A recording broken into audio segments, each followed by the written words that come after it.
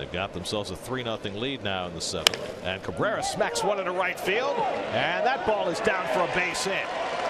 Loney will come in to score. Reynolds goes to third. Asdrubal Cabrera with a pinch hit single, and it's 4-0 New York.